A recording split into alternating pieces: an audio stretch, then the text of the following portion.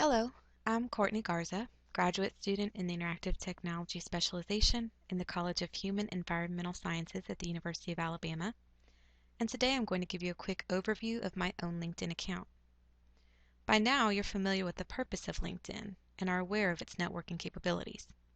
To better prepare myself for this presentation, and to make sure that my profile was as complete as possible, I viewed several profiles of individuals in higher education, specifically those currently working in federal student aid, as I'm also an employee at the university and work as an advisor in the Office of Student Financial Aid.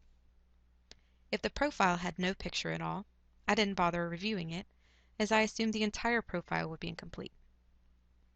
I would be just as likely to avoid profiles if the picture provided were something I would perceive as unprofessional. Luckily, that was a non-issue.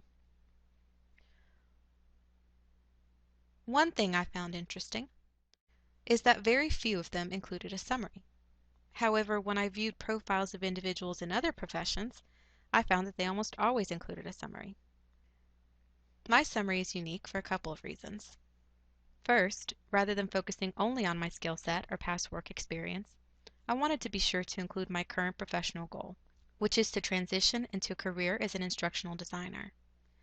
I also did not see many profiles that took advantage of the ability to add a link or presentation to your summary, but because of my goal, I chose to provide the link to my professional electronic portfolio, since it will include many of the projects I'm producing while pursuing my current degree.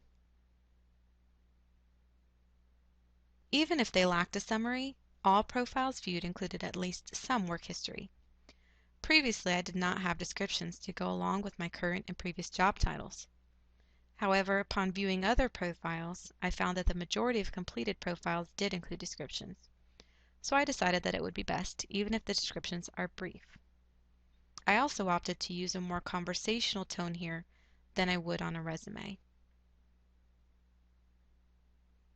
More and more, I'm seeing how the skills section can be beneficial, especially to those seeking new employment. It's designed so that you can list skills that may or may not apply to your current position, but it also allows others to confirm that you have those skills by endorsing them. It's only natural that your endorsements would grow as your connections grow, so I will be making a concerted effort to grow my connections in the near future. Under the Education section, I chose not to include the coursework completed at Kingwood Community College in Humble, Texas. While those courses were applied to the degree received from Oral Roberts University, they weren't relevant to my major and therefore I didn't feel it was important to mention.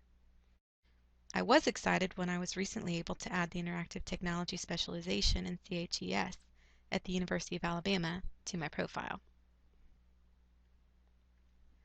The last common feature that the majority of profiles had were joined groups. The first group I joined was NASFA, which stands for the National Association of Student Financial Aid Administrators. I also joined Higher Ed Financial Aid and Enrollment and Financial Aid Professionals, which I found while reviewing others' profiles, and they both had a significant number of members.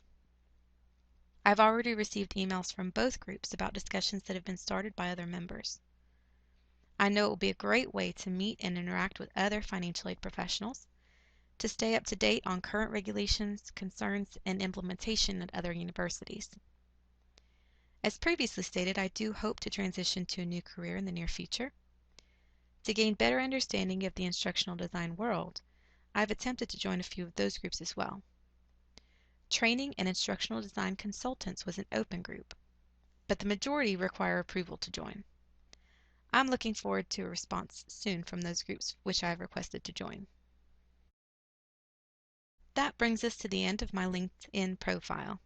Again, my name is Courtney Garza, and I'm a graduate student in the Interactive Technology Specialization in the College of Human Environmental Sciences at the University of Alabama.